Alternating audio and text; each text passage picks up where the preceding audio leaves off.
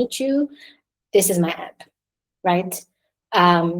Consideration stage, hey, reintroduce myself before. I'm Irene, and this is what I do. I'm a mentor and a tutor in the Google Digital Growth Initiative. And I think it will really benefit you because your business gets to learn about marketing your own app, right? And there's some benefits that do come with that, but I do think it would be worth your while. And then the decision stage. So the DGI that I told you about, the Digital Growth Initiative that I told you about, that I'm a mentor and a tutor on, you actually, as a business owner, after learning all of this, get free ad credits given to you by Google. And you also do get a grant that can help you boost your business in any way that you want. So now I'm leaving the decision up to you. I'm not convincing you anymore. I'm letting you decide what you want to do with the information I've given you. So looking at that,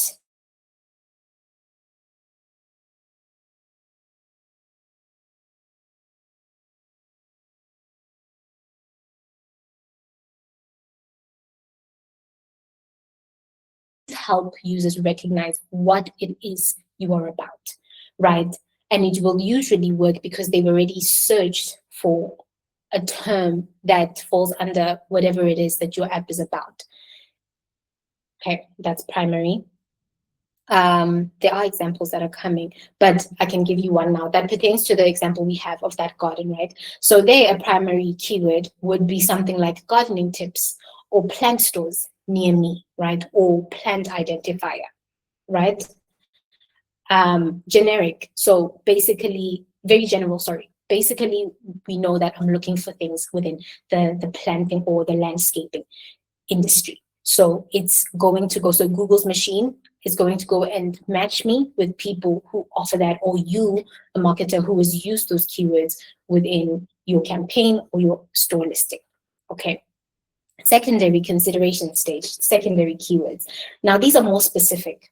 They are moderate volume keywords, and they're used when people are starting to compare different options. So I know that I'm looking for stuff within the gardening industry, but now I may know what I want to start with, right?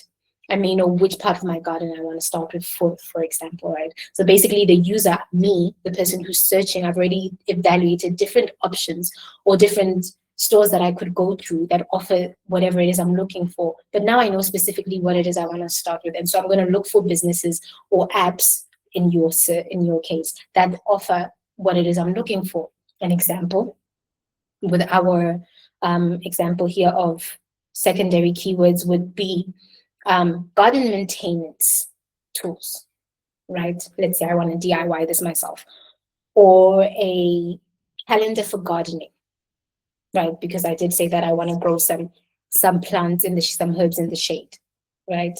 Or a free plant identifier, an app that could help me do that. And then finally, we've got in the decision stage, your long tail keywords. These are very specific and they are low volume. People use these only when they're very close to making a decision. So I know what it is that I'm trying to do. I want to garden. I know the type of what it is I want to start with. So I'm looking for an app that offers that. But now I want an app that's going to give me exactly what I want in the way that I want it. So it's more granular, more specific.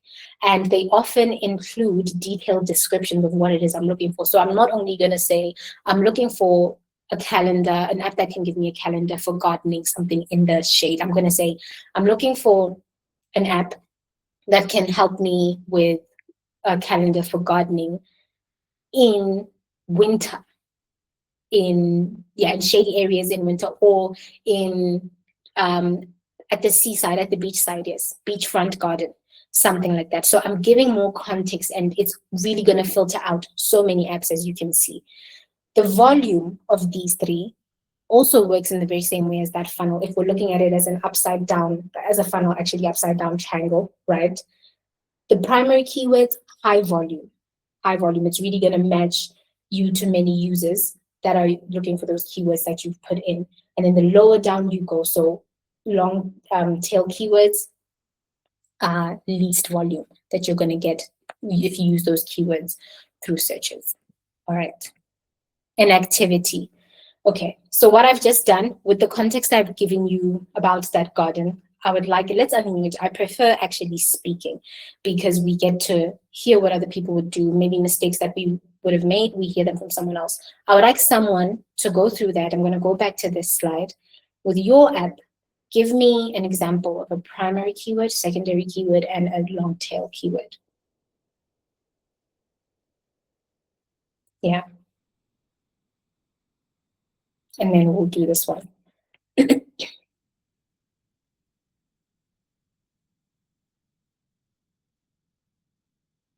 Is there anyone who would be daring enough?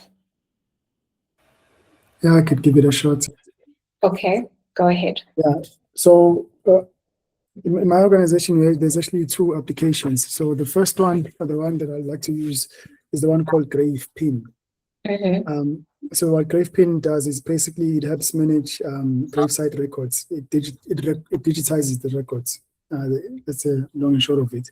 So in terms of primary keywords, assuming that whenever someone types anything about tombstones, gravesites, those would be, or grave records, those would be the primary keywords because the user would be searching for something that relates to cemeteries or gravesites. And then in terms of secondary keywords, most probably would be words around digitizing the records or saving the location or pinning the location or finding the location of a gravesite. And then long tail, I'm not too sure about the long tail part, but I'm assuming that when someone wants a mobile application, they can save a location anywhere in the world using only the phone or using only a smartphone. So I'm assuming long tail might be around those keywords. Okay. All right. That's an interesting app, by the way. Interesting concept. Okay, thank you for sharing. Yes.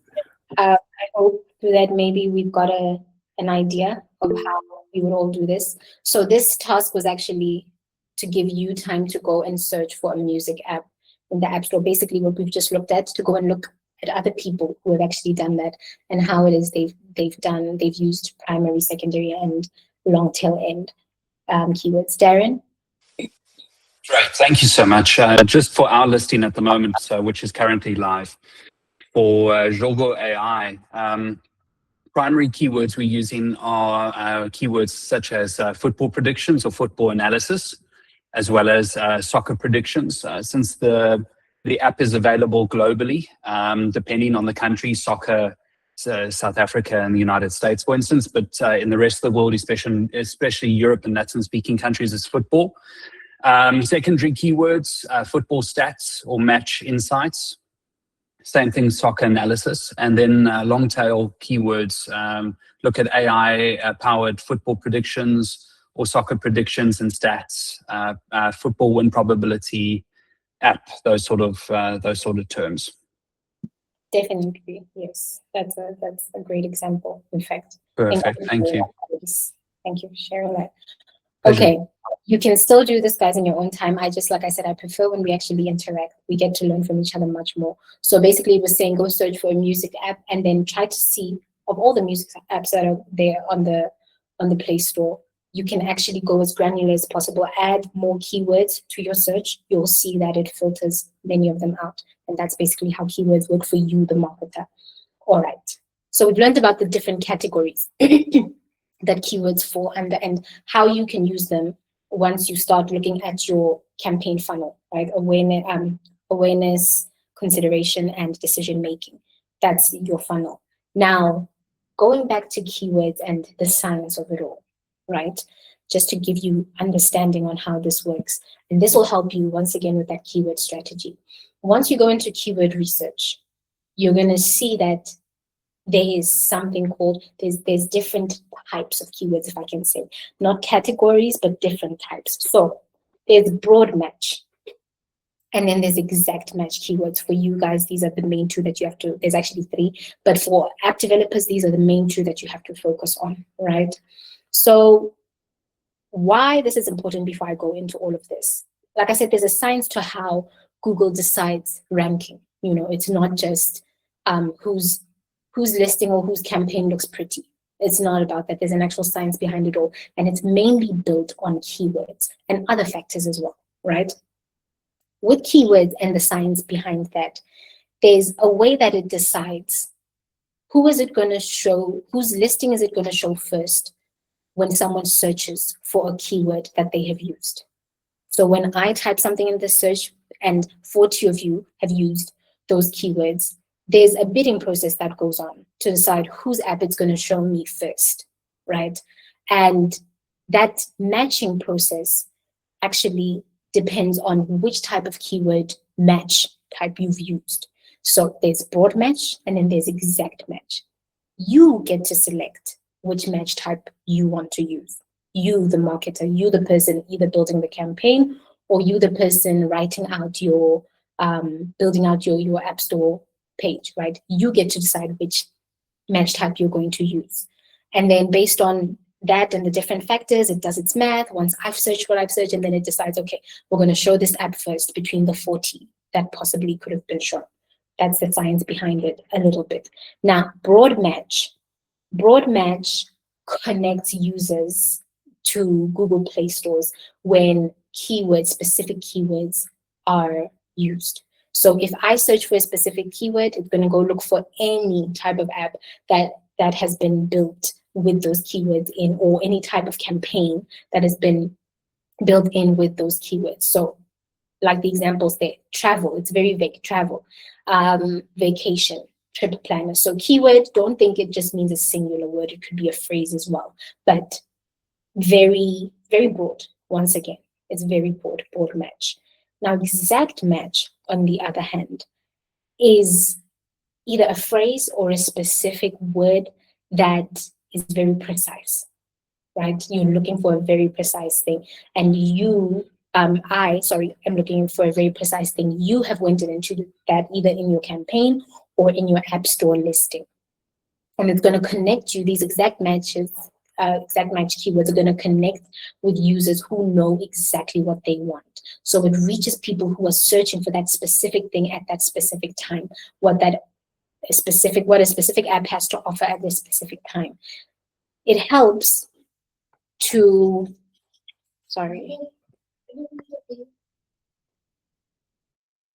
please give me 2 seconds, guys.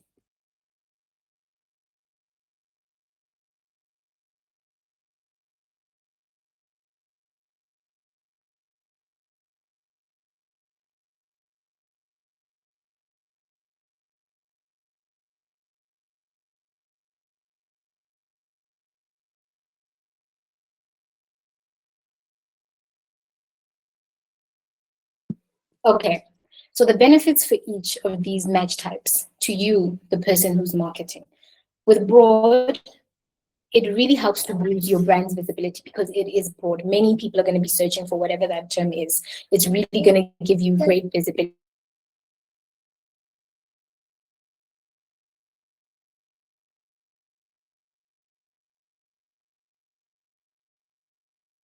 It's really going to give you great visibility with most searches, right? It helps you to uncover hidden opportunities. So this is where you can really do a lot of A/B testing and really go for it. Test out synonyms that sound like travel, right? Or whatever keyword you might want to use for your app. Test them out. Really abuse the fact that it gives you access to a wide audience or visibility to a wider audience. And then the benefits for exact match is that you know that it is connecting you to people who are looking for exactly what your app has to offer. So you're not going to be wasting time. Or let's say in the context of with running Google Ads, you're not really wasting money. It's great that you guys have all these free ad credits, but let's say you're a year, 2 years down the line, and then the ad credits have run out, right? You get to use exact match keywords to make sure that you're not wasting any time. You're not getting any clicks that are just, curiosity clicks, people who are just there to see, or just, there's certain people who are actually employed by competitor apps to give you give your campaign or a bad listing or a bad score, they literally just go and they click on and then they bounce. They give you a high bounce rate. And what that is it's so with emails, the bounce rate is when you send an email and it goes to a non-existent email address, right? But with campaigns, what that is someone clicks on your campaign or your ad, right? And they don't do anything. Once they land on the next landing page, whether it's your App Store website or it's actually the Google Store listing that you have, they don't do anything. That actually gives your campaign a bad scoring, and it starts to sort of affect your ranking. So exact match keywords really help you avoid all of that. So keyword strategy, you guys are starting to, I hope, are starting to see how important it is to actually go and spend some time and do that. Because with this, you see that there's an actual science to how all of this works with you ranking. Okay, where to use broad and exact matches. All right. How you can use them in an app listing.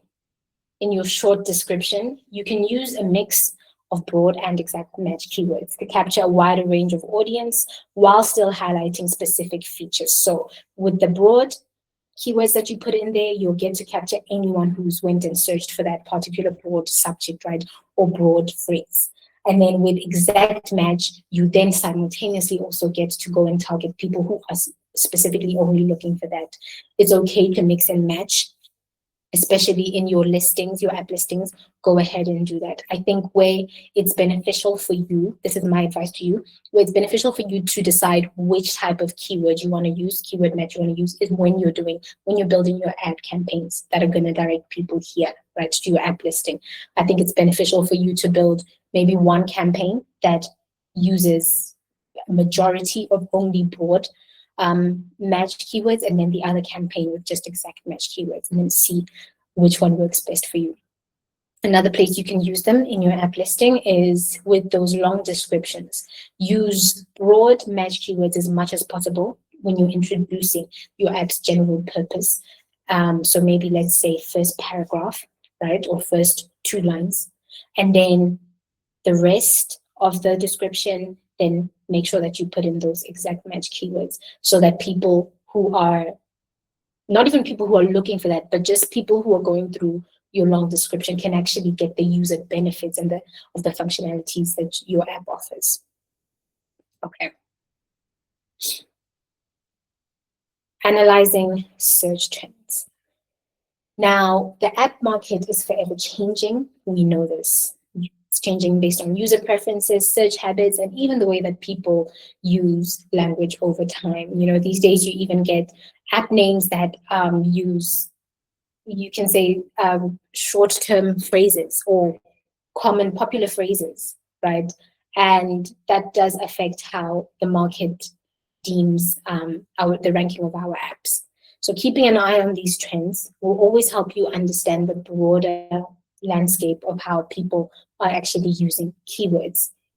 Like we said, those tools that can help you analyze and stay on board with what's happening with keywords and the trends that are going around the keywords that you decide to use based on competitors or based on similar apps to yours, right? Make sure that you keep an eye on that because it provides a valuable foundation for your keyword strategy, which should always be changing or optimized. Trend analysis. It looks at what people are searching over a period of time. It helps you to monitor trends that will help you. For example, it helps you to make your app more visible using trending keywords that people are already using could help people find your app, right? Using target keywords can help you attract more users based on whatever it is that they're searching for. It helps you to stay ahead of your competition or to stay in par with your competition, right? And it helps you to know when it is time to adapt your strategy. Like we said, that can be an indicator that now it's time to go and adapt your strategy when you start to see a change in the trend that you previously observed. Look for patterns. Check how well keywords have performed over a different period of times. I would say here, another personal advice, when we look for patterns. If you are if you have an app that deals with in-app purchases, look for trends around month-end times, right? Try to spot those patterns. Is there a trend even? There may not be any, right? People may be open to downloading your app at any time of the month. And try to, so if you do see a trend though, around those times, try to maximize that, try to make the most of that. Then I would say then that is when that I would recommend that you run most of, or you amp up most of your campaigns to target people who are looking for what you have to offer around that time, right? And then make sure that you use tools that can help you, collaborative tools. Google Trends, definitely make that your friend, and then Google Keyword Planner as well, which is built into Google Ads, right? Okay, Okay. so let's An begin introduction to by Google having a Trends. little. See, there should be a little demonstration here. Let me switch to this tab so you guys can see. All right, what I'm going to do is I'm going to put this link into the comments for you guys so you can have it. Are we all still tracking along? Does anyone have any questions at this point? Just going to demonstrate trends for you guys. Okay, there's the link there. So this is Google Trends. Go ahead and explore it.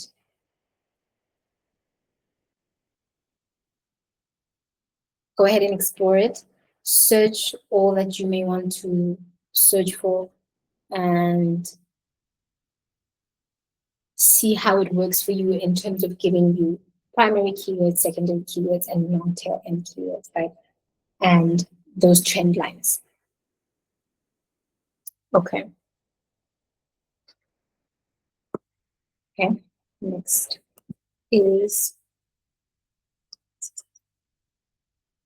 okay, I'm going to come back to our slides for demonstration right here.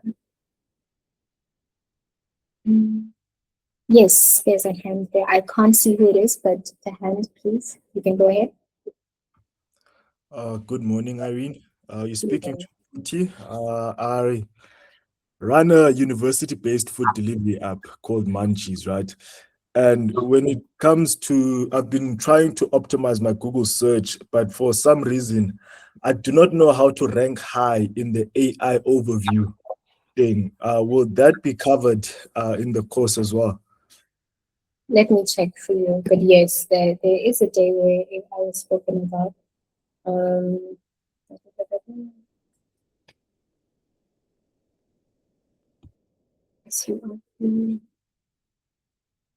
It's on Thursday. They should be, Masudi should be covering. Yes, yeah, on Thursday and a little bit tomorrow. Yes, some best practices and how you can make the use of AI tools to help you. Yeah. But if you do have a question, feel free to ask now if you feel like you'd like clarity on something. Okay, thank you. Okay, all right. So yeah, once you've done, so this was a search on garden route or activities that could have been, that you can do in the garden route. And this is what it looks like once you start to use Google Trends, right? You'll see the actual trend lines, get familiar with reading them and trying to understand what it is it's saying to you. And so this was let me see, this was a primary keyword search. Yeah, this was a primary keyword search. And then once you've actually done search for different terms, primary, secondary, and all of those, right? Then, and do multiple across each category, multiple, I would say start with 5 minimum. 5 minimum, primary, 5 minimum, secondary, and the same with long tail end. And see which one works best for you, which one performs the best. And then try to find the less competitive one and try to use those then to go and write better descriptions. So after you guys, I don't know if you want to do it as homework or you want, when you want to start implementing the learnings from here, take the description that you already have, right? And go and do the research on trends and then go and try to plug in out of the 5, like I said, out of the 5 that you would have decided to go with on primary, go and plug in those keywords into your description before you actually go and list it up. Read it out or have someone else read it for you. Read it and then see how they react to it. Muzi? Oh, yes, Irene. No, I just wanted to quickly ask, for us, since most of us are still starting with this thing, would you recommend we only stick to maybe Google offerings in terms of the keyword searches, or should we also look into maybe using third-party tools like your what is it, Ahrefs or SEMrush or something like that as well? SEMrush. Yes. SEMrush is, I know that they make it seem like about how they advertise it is it's user-friendly, beginner-friendly, right? SEMrush really works for you when you already understand the science behind keywords. So I would say for a beginner, no, don't go for these third-party tools. Try to use the native Google tools.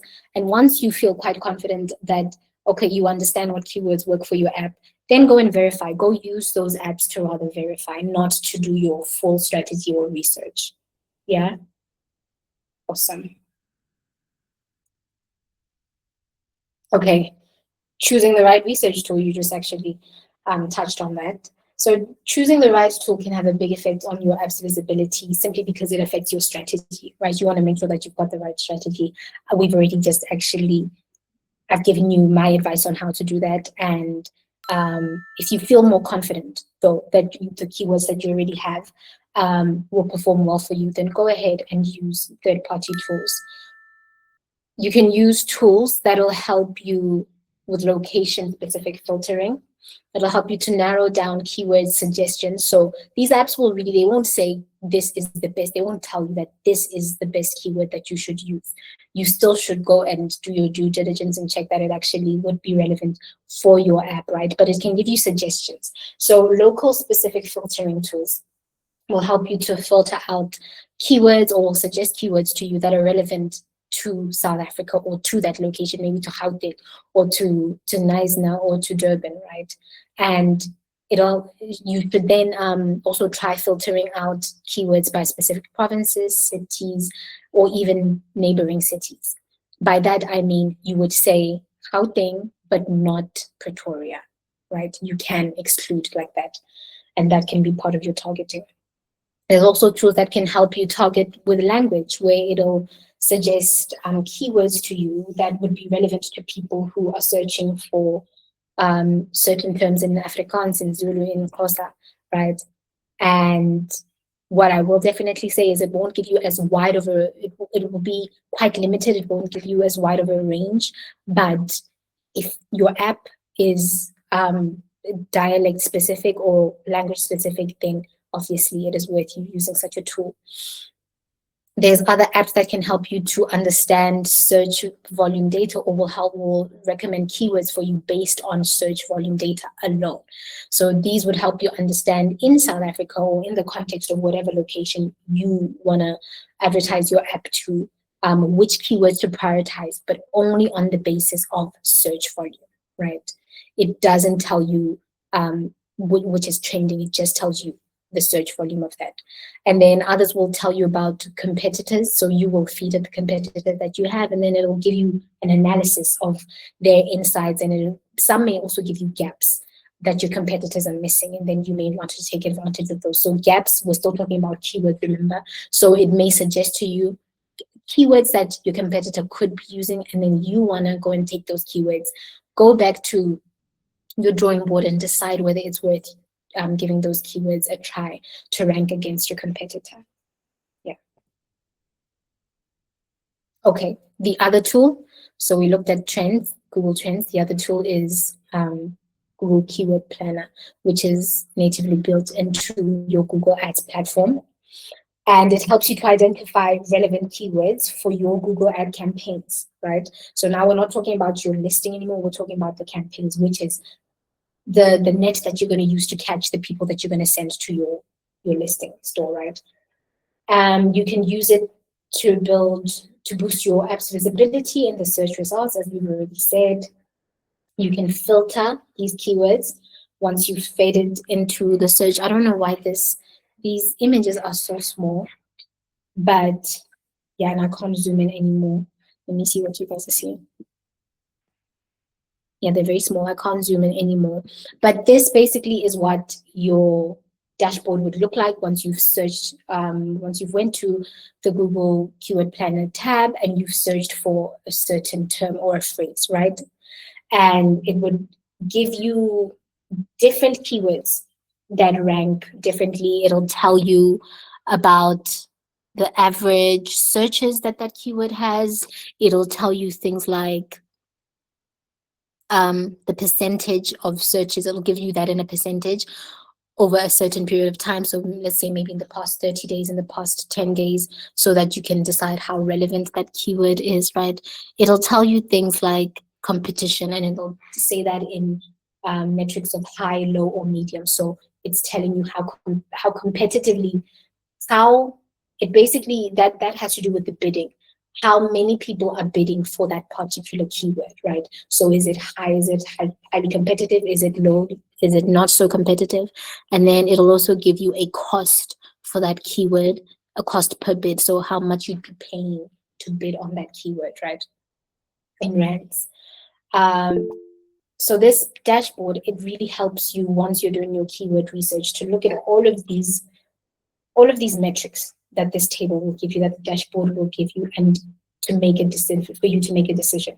Because you could be, I'm going to take that hand now. You could go in, search for whatever you search for, and then you see, oh, let me say the second listing there, maybe that has high volume search, right? And it's also relevant within the past 30 days.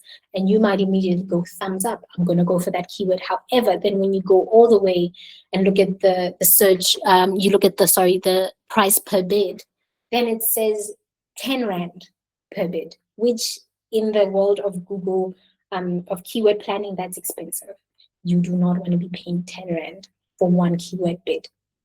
Essentially what that is it's saying to you, every time anyone, Tom, Dick, Harry, or Busiso clicks on an ad that you have created, right, that contains that keyword, you are going to pay 10 Rand for that.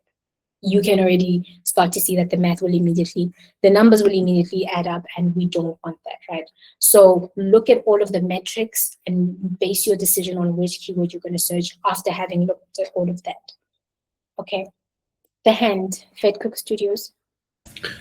Thank you. I just have a question about A/B testing keywords on our Google Play Store listing. So my understanding is that the A/B testing will measure the difference between the conversion rates for the visitors, but will it also reflect that, you know, one store listing is reaching higher results in search results, or is that more on the Google Ads side that we configure keywords for ranking? So keywords work with both in your campaign building or with your campaign and how well that'll perform, and also with your app listing. So how you use them to help boost your app listing or to optimize your app listing is in your titles and in your descriptions. This is after you've done your research, right? And then with the campaigns, it will be in the actual building of the campaign, right? It will be in the campaign messaging, depending on which campaign you go for. Tomorrow, you guys are going to learn how to build campaigns. You'll learn that there's different types of campaigns. But after you've done your keyword strategy, you can go and split those keywords, your app listing and in your campaign. Yeah.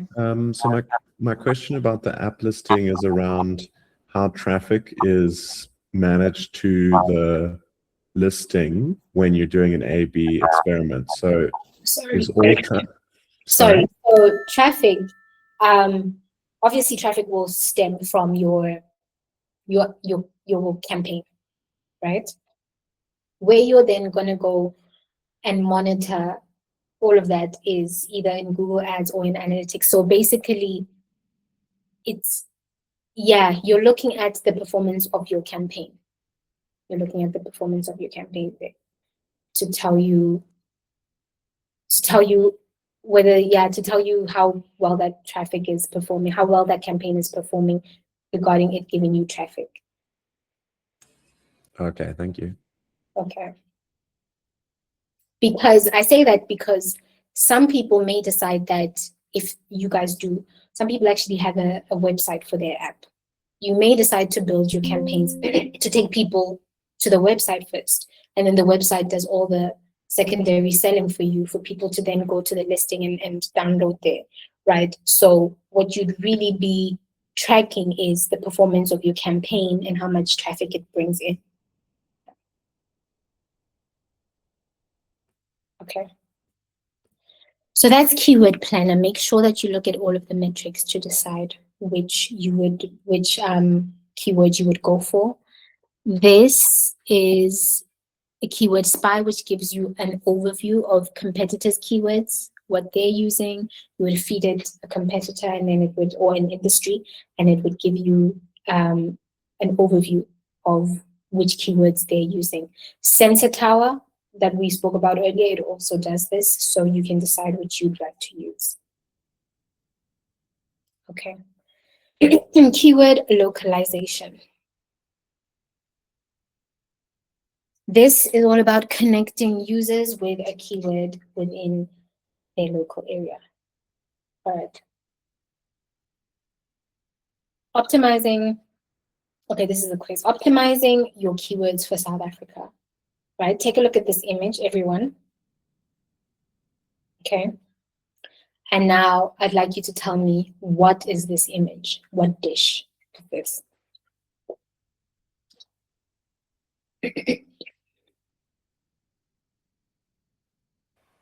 Is that a bunny chow? Okay, anyone else? I see bunny chow, I see kota. Most people say bunny chow. Okay. It would depend. It would depend on where in South Africa you actually are, right? Some would say bunny chow, while for others, it's a kota, right? And so this highlights the importance of understanding the linguistic nuances of wherever it is that you're promoting your app within the South African market still. So an image like this and understanding those nuances would help if, let's say, you are a food delivery app or a recipe app, right? And you've used this image on your listing, on your app listing. So using language that speaks to the people of where it is you're promoting your app for, rather than saying bunny chow if you're promoting your app in Free State, it wouldn't really make sense, right? So you would use the language that they recognize for that area, even though your app would still be relevant to someone in Durban. But if you're promoting at that time for people in the Free State, go ahead and use their language. That is what we call localization in the context of an app. Okay. Embracing the local language. Keep it simple. If you're going to use vernac or the local language of that region, go ahead and use that, but keep it simple. In that example that I just showed you, bunny chow is popular in Durban, but might be less familiar in the Free State, like we just said. So choose words, though, that everyone understands. Maybe people would be more common to understand kota than sphahlo, depending on where it is in South Africa that you are, once again, right? Another example is the term Stokvel. It's used all throughout South Africa. However, in the northern regions, you might want to use a term more similar to the language there, which would be Libidi or Mokgodisano, right? Same, it's the same word, it's just you are really speaking to them. And these terms will essentially refer to the same type of group, which is a savings group, but they slightly differ. Another thing that you could use is to use location-based keywords. So target specific neighborhood. It's not localization, it's not embracing the language, you are using location specific. So you're saying how things best recipe recommendation app, right? That's just an example. People know that it caters to people within their region or their city. Including those keywords directly within your listing or within your campaign can actually help you. The next is research and adaptability. Use tools and resources to connect with you can use these to truly connect with your audience. It's important for you to keep your finger on the pulse of the trends and user behavior. Very important for you to keep your pulse on that. Be enthusiastic about the different languages that you may want to try out based on the trends, or different nuances, language nuances that you may want to try out based on what is trending, based on how the trends change. Slang, like we've said, even though you're going to be simple about it, using it, don't be afraid to change up those different terms. Use research tools, we've already said this. And then with A/B testing of your keywords, experiment with the different variations in your app's title, in your app's descriptions. We've already spoken about this. Once you've done your research, do not be afraid to change it up every, month, 2 weeks, and see which works best for you. A/B test them. Okay. All right. Into your titles, incorporating those keywords. Using regional keywords can significantly actually boost your app's visibility in local searches. However, it is crucial for you to understand that it will then speak to people who understand that language, or can recognize those words. Even if they don't speak that language, they can recognize those words. So it does somewhat limit your visibility pool, but it can be significant in boosting your app to people who are looking for that, looking for something that speaks to them exactly. So an example here is this app. It says there Difela, which is hymns in South African Sotho language. So it could have said hymns app or South African hymns, right? But it said Difela, and immediately that's going to trigger the mind or the attention of a South African Sotho speaking person, right? So that is one way that incorporating localized keywords or regional keywords can actually help you in your app title. Once again, keep it concise, try to keep it catchy. Difela. They could have said Difelazzazione, which is a common known term for people who do speak that language, but saying Difela it keeps it broad, it keeps it catchy. And yes, yeah, that's that example. The next place you could incorporate keywords is within your short description, right? Here, though, you should really try to highlight, because, the main aim, like Mashudu said, is to try to highlight your app's key features and benefits in a concise yet engaging way, right? So if you're going to use local language or something that brings in the locality of wherever it is that you're promoting, then use a combination of maybe primary and secondary words to include regional variations. So instead of just this example, they said Spaza Eats. Instead of just saying the Spaza app, they mixed it up a bit. They used a bit of, I'm guessing here, what would have been a primary for them would have been a food app or an Eats app, right? Not an Eats app, a food app, right? And we know that most of them have the word Eats in it. So that would have been a primary. But now, making it more specific, they added in that localization, right? That regional feel, which is to say Spaza Eats. So now you know that you're talking to people who understand what they can get from a Spaza versus what they're going to get from a macro, right? And in that way, you know that you're going to catch people who are looking for food that may be delivered from their local shop. It's raining, they don't want to go themselves. They're directly looking for that. That's how you can mix up keywords in that short description. Finally, in your long description. So you've given people your name, you've introduced your key app features and benefits, and now you want to give them context of your app, how it can really benefit them, or maybe one key feature you may want to highlight within that long description. You can use this space to elaborate on these benefits or how it solves a user's needs, right? Incorporate all the keyword categories here: primary, secondary, and that long tail end.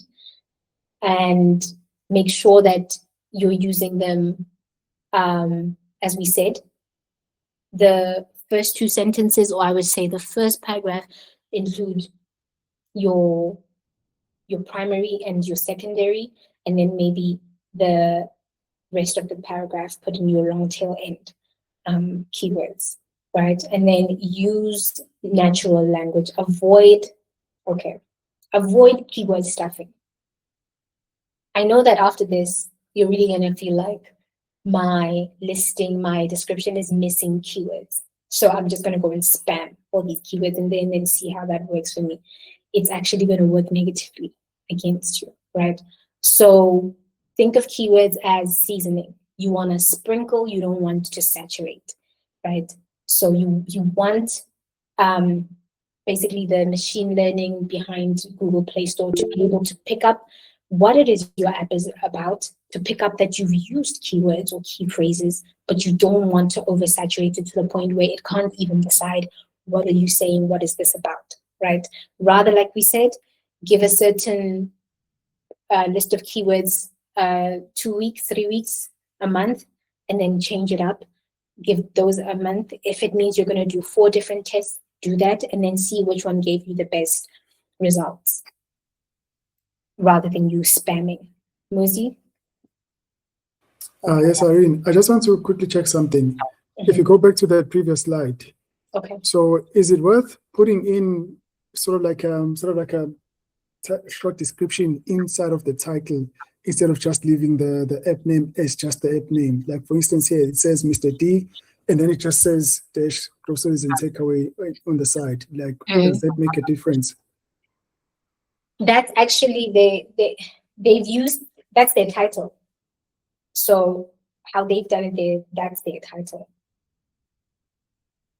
Yeah, so I'm just checking if it's worth doing that for our apps, or is it fine to just leave the name of the app and then describe it underneath? Okay, so I wouldn't say you should do that. Very simple reason. Most people don't get to the description, long description.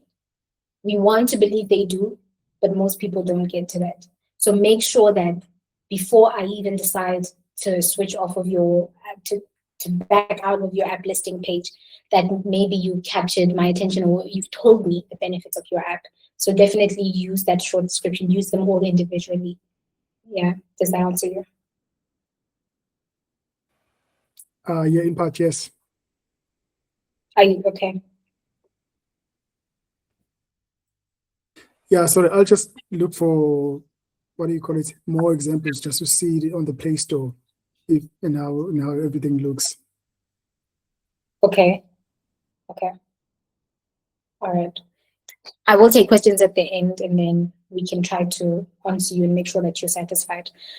How to avoid keyword stuffing, right? These are 2 examples of people who keyword stuffed, right? The one on the right, well, actually, I should ask you guys, which one is keyword stuffed between these 2?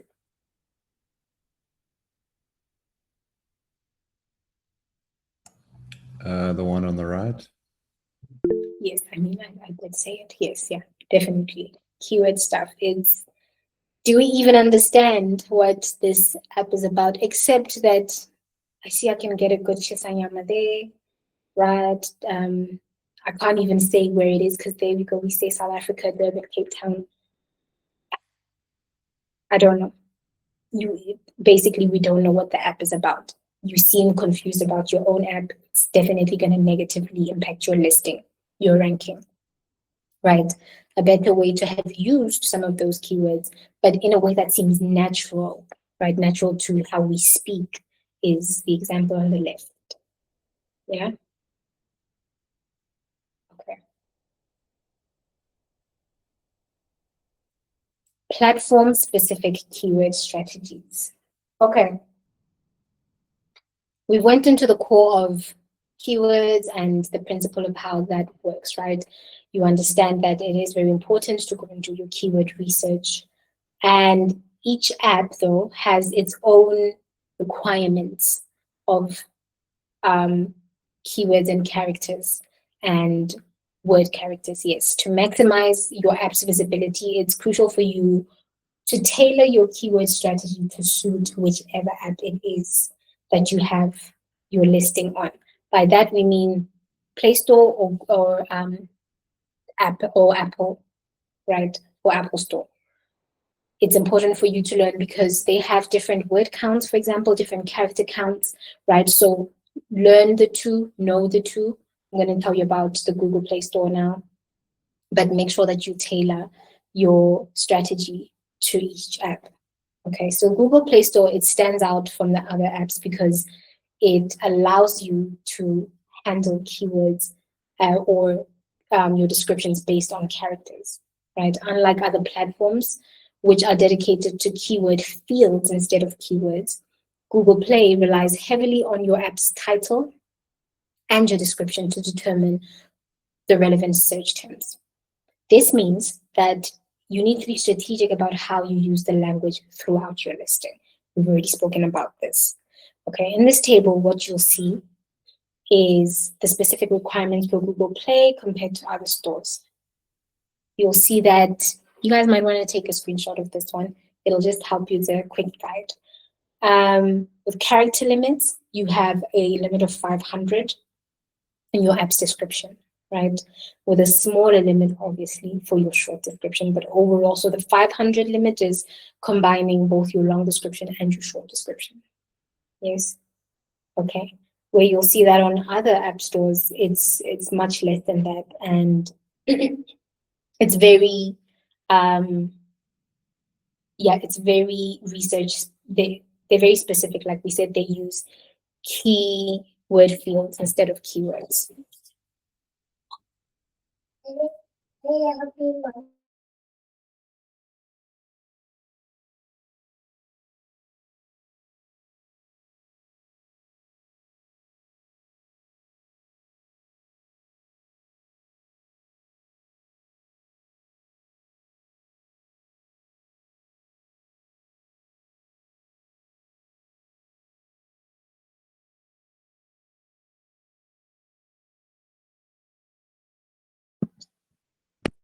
Okay, and then you've got the keyword fields. With Google Play, keywords are primarily extracted from your app's title and description. We've already said this. There's no keyword field using. And then finally, with the search algorithm, right? The search algorithm within Google Play is built on recognizing keywords and their relevance. App popularity as well. User engagement and other factors is how the algorithm decides ranking in Play Store.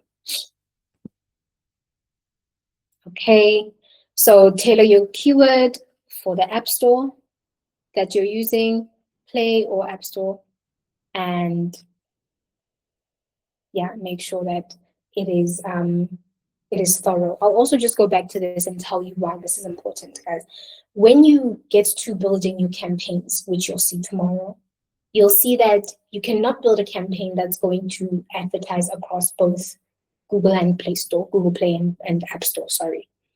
You have to build a campaign that's either, so one campaign can only promote or target people who have Google Play and then the other App Store. So making sure that your keywords are used for each store is to your benefit because of that. Yeah. Okay, do we want to do this? Let me see where we are on time.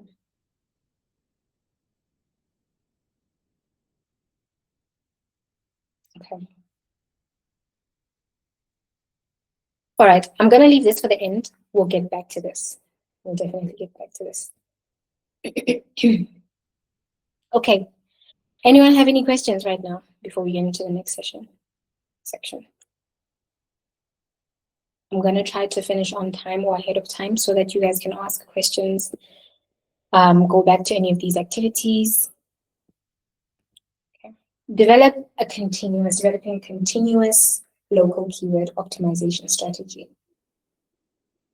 Here's some best practices for keyword optimization. So the stage that we're in now, you've already done your strategy. You've probably already went and run your ads or if you just want to test out organic ranking with the keywords that you've done with your keyword strategy, right? The new keywords that you're going to use on your app listing, you've done that. It's been some time, right? Let's say it's been a month. And now you're in the seat of optimization, looking at the keywords. Maybe you've noticed a difference in trends and you realize that, okay, now it's time that I switch up my keywords. That's where we are at now. Best practices for doing that, for keyword optimization. Be thorough keyword research. So just as thorough as you were initially, be thorough with when now you're going into the optimization seat of your keywords. Use those tools, Planner, Keyword Planner, Sensor Tower, and make sure you are identifying the keywords that have a high search volume, low competition, and a really good bidding price as well, right? And then prioritize your user experience. So by now, you'll have enough data running on your analytics to tell you your user's experience, right? If you guys are connected with Firebase, if you want to connect your app to Firebase, you'll maybe even be able to see a map or like a heat map of where your users land once they've onboarded themselves onto your app and started using your app. Which functionalities are they using? Which functionalities are they not using? If you have purchases that are done through your app, you get to see where people drop off, right, in that purchase journey. You get to see all of this. Use all of that information that you by now should have to decide how you want to optimize your keywords, right? And then regularly review and update. Review and update your app store listing, monitor how that's going, your app's performance, track keyword rankings, which actually Keyword Planner will show you, in the rankings. You can actually have it view the criteria, the search that it gives you with ranking. And finally, A/B test different variations, experiment. Just as you experimented in the beginning when you were building the strategy, now you're in optimization phase. Experiment with different, like we said, different synonyms. Experiment with maybe negative keywording, which is basically when you say, I want you to go and, let's say you are a gaming app, right? I want you to go and show this ad to everyone who searches for gaming, right, in South Africa. But I want you to not show this ad to anyone who searches for Barbie games. So what that's going to do is it's going to save you money. It's going to save you false data, because it's not going to show your ad to any of those people. As long as they're searching anything similar to that or anything that includes Barbie games, it's not going to show it to them, right? So many different ways you can A/B test. Make sure you do that as well in the optimization phase of your keywords. Okay, like we said, tools to help you monitor your keywords. Search Console, make sure you definitely make a use of that. Look for popular keywords, look for keywords that rank well with organic search, and use these to optimize your listing. Right? In as much as you will be running ads on Google Ads, use Search Console to help you with your organic listing as well. If you want to, at this stage, this is where I would say SEMrush comes in, right? You are done with your strategy. Now you're optimizing. You've got data. You've seen what works for you and what doesn't. Now you're optimizing. This is where I would say use other tools like SEMrush. Okay. There's a demo here. There's a demo. All right. I'm going to drop this link in the chat. This is a link for Console.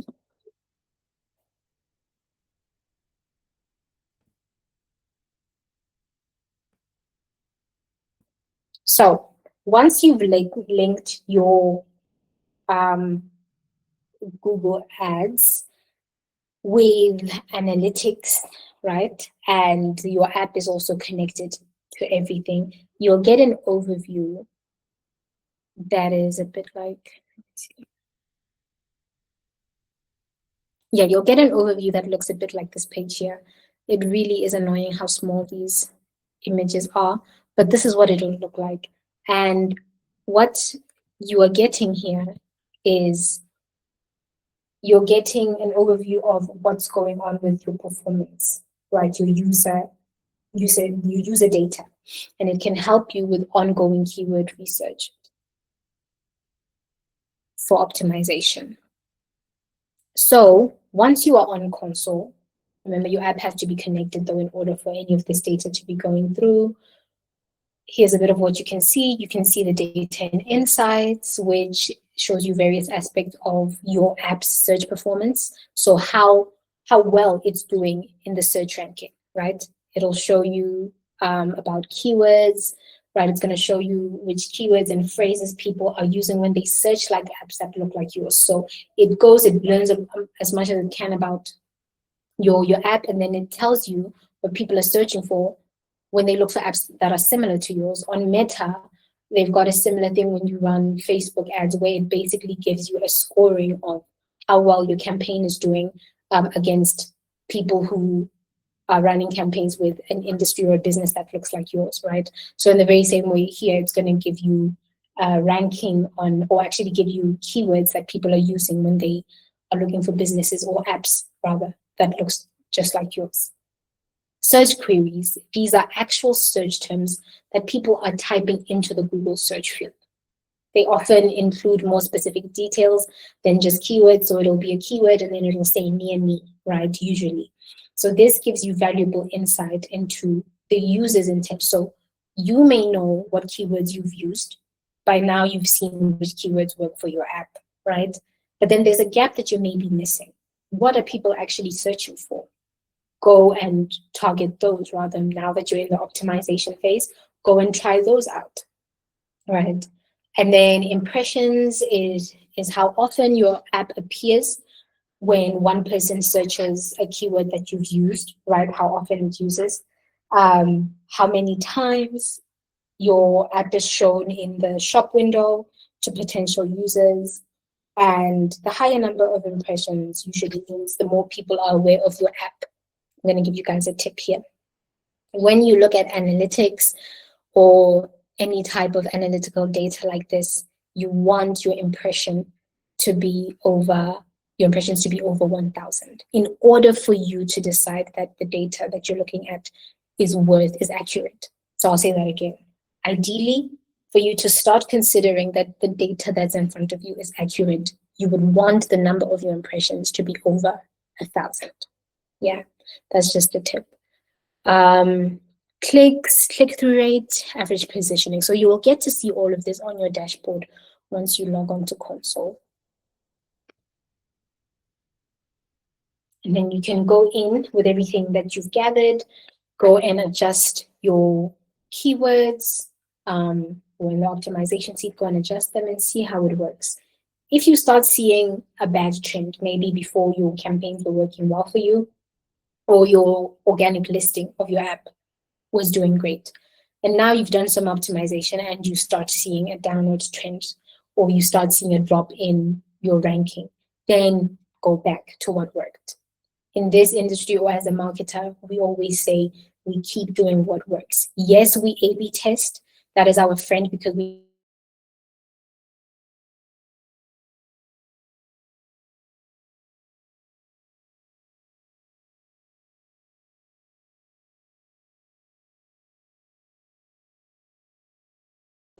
okay, tools to help you. I'm just going to run through these. Google Trends, social media, which can help you with monitoring trending topics. You can, these days, it'll actually tell you when you log on to Instagram, when you log on to TikTok, and you go to the search bar. Usually before you search, it's going to give you a list of words or phrases or things that people are searching. What that actually is it's telling you what's trending at that particular time. However, it's giving you those suggestions based on what the algorithm has learned that you are interested in. But that is to your benefit, right? Let's say you have a business account. Let me just get back here. Let's say you have a business account, a business TikTok or Instagram social media account, right? And so what you search for is, you've basically taught the algorithm to play within what your business offers, right? Or to search for people who would want to to be interact with your page, right? So if you just go and put your cursor onto that search field, those suggestions that show up there, that drop down there, is actually what people are looking for who have either interacted with your account or you have interacted with their accounts. That's something that you could look at and then decide if you want to use those as the next type of keywords you may want to try, right? So that's another way that social media could help you with your keywords or your keyword research or your keyword optimization. And then final one is the local news and the community, right? Especially if we're talking about an app that targets not South Africa in general, but regions within South Africa. You really want to speak to what is happening to the people there. So if, I don't know, you have a water bottling service app, right, that connects people to, or shows people the closest place they can go and restock their water. You may want to amp up your marketing during a time where maybe they start to say the locals here have not had water for the past 3 weeks, right? And you see that in the news. Go and amp that up. Use that. That's it's leverage for you, right?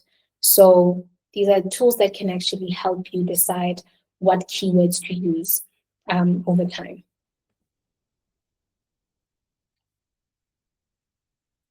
Okay, any questions?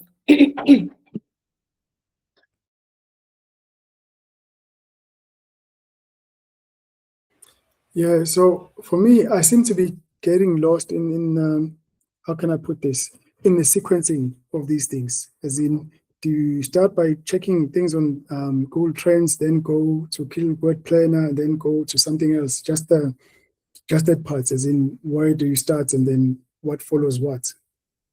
Okay, my suggestion, start with Keyword Planner, right? Start with Keyword Planner, go and search different terms. You're starting on a blank page. Start with Keyword Planner, go and search different terms, both phrases and singular words that have to do with your business, that have to do with the type, with your app, that have to do with the type of user that you're trying to target, right? Look at all of the metrics it gives you there, how competitive that keyword is, look at the cost per bid, right? And then draw up a list from there. Draw up a list, as we said, of primary keywords, draw up a list of secondary keywords, and draw up a list of long tail keywords, right?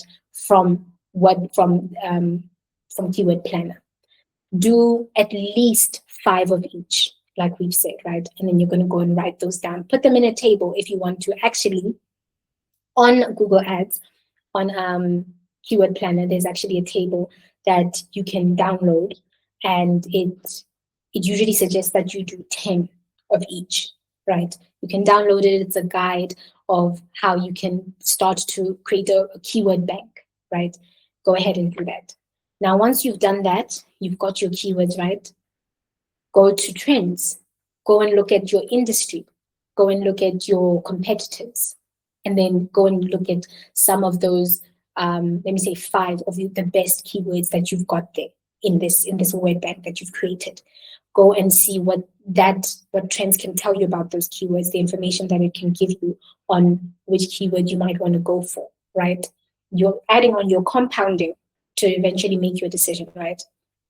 From trends, I could say, honestly, that would be good enough for you to go back to your descriptions, to go back to your titles, and to start to rewrite them. It's good enough. It honestly is. Don't overcomplicate it for yourself. It is good enough. Once you started to rewrite, if you think that you can actually maybe use AI, feed it the research you've done, right? And then go in and see what it gives you. Decide if you maybe want to put that up. Now, these other tools, as I've suggested, are much better for optimization. You've done the research, you've got the base, right? You've seen what works in your industry, what's working with your competitors, what's not. Then maybe go and use these other tools to improve on what you see or what you've done. Does that help you out? Yes, it does. Thanks. Awesome. Anyone else?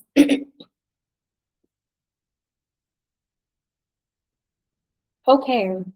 Now, analyzing user behavior with a Google Trends.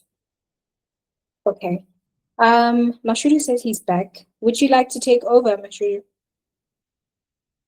We're almost done. We were actually probably the last few minutes here. Is he on the call though? Let me see. Sorry. Okay, he'll just join. He says he's back online, though he'll just join when he can. Let's continue analyzing user behavior with Google Trends. So we've shifted away from keywords. We are now seeing how else we can use these tools to help us understand more about the performance of our apps, the performance of our campaigns, and the ranking of our apps, right? So you can analyze user behavior with Google Trends. It can show you the trend lines over a period of time, specific periods of time of how people are interacting with your app, right? It'll give you a report. Study the chart. Can you guys see this? I'm actually supposed to ask you a question. Can you guys even see this? Is it big enough for you to see? Because I'm supposed to ask you guys to analyze this chart. Tell me what you see. You can, okay. Anyone, feel free. Please analyze this chart, right? As you can see up there, there's two different keywords. Tell me what it is that you see.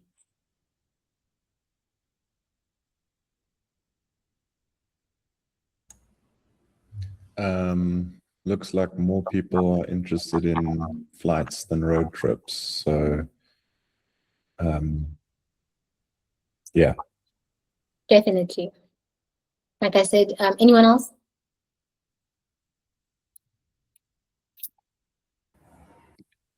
Thank you, Sitati. If I may. Go ahead, please. Thank you, and afternoon, everyone. I think with road trip is seasonal, in my view.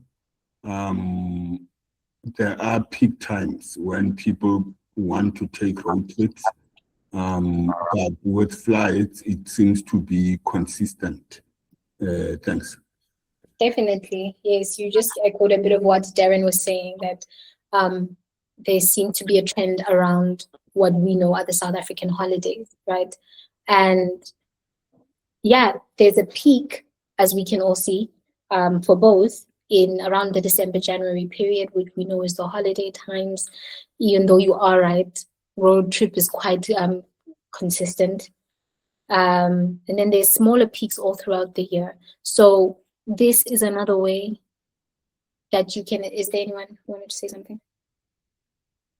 Okay, this is another way that you can use insights like this to help you decide when you want to use certain keywords, right? So here we would be looking at which time of the year you want to use certain keywords and which time of the year you want to use other keywords. You've based this decision on user behavior. You're using what exists to tell you how you want to optimize. So in the rankings of things, I'm going to go with Muzi. You asked about the order of things. So this you would not do at the very beginning, right? Obviously, because this is based on existing data. You'd want to gather this data first. So this you would do in your optimization phase or stage.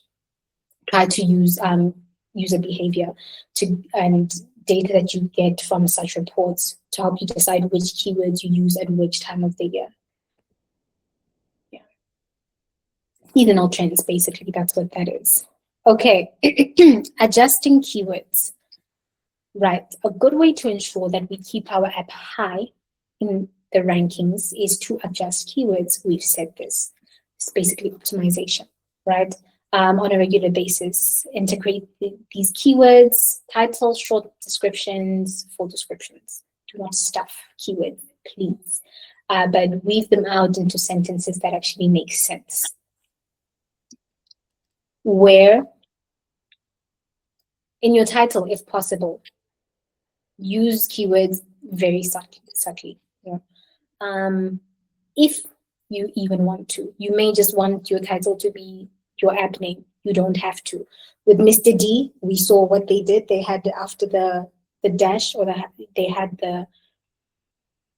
that was basically keyword use. Yeah, after Mr. D, which is the name of their app, and they use some keywords there. right? You could do that. So if we're looking at this example of this traveling company, it would be Travel Planner. That's the name of the company. And then you could hyphenate and say holiday trips, right? That's a keyword. Short description, right? How to use them there. When you adjust your keywords, be sparse with them. Ideally, 2 to 3 keywords here. Yeah, you guys can note that down. Ideally 2 to 3 keywords, just to make sure that you're not spamming your short description with keywords. And then in your full description, here you can really use the space to go off, right, with the keywords. But once again, you want to be clear. We want to use language that is natural, right? And if, let's say, you're in the seat of optimizing seasonally, just like the example we just looked at, then try to break up your description maybe with headings, right? Your long description. Try to break it up with headings. So I don't know, an example would probably be, an example would probably be with the example we just looked at, best times to fly. Oh, let me see. Yeah, best times to fly away with the family for holiday. That's very long.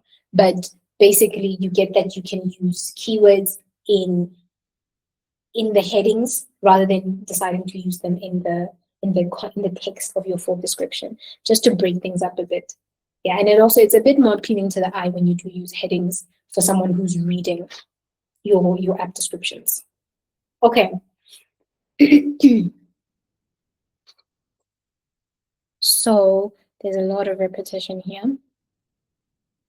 But here, what we'll say is that bringing keywords in will keep you current, especially in the seasons that your app needs to be current, or for upcoming holidays, right? Especially if you use seasonal keywords at the beginning of your app description. Okay.